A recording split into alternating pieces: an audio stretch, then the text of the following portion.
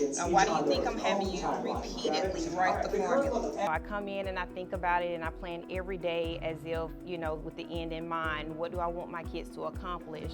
What can they take from my classroom and go out into the real world and continue on? You can freeze and kill the And this is an example of what? buoyancy. Buoyancy. So in your own words, what exactly is buoyancy? This year I've had some very challenging days, and even in year 18 I had to question myself. I went to admin and I said, okay, like this is difficult, but I enjoyed the difficult. It made me evolve as a teacher. Her classroom and her work ethic speaks for itself.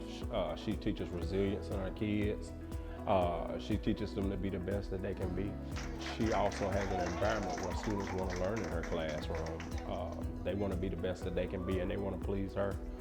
Science is so full of fun and hands-on.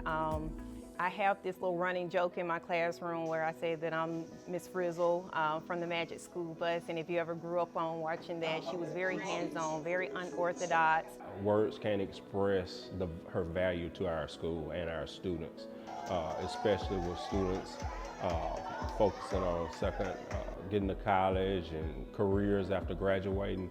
She makes sure they're prepared.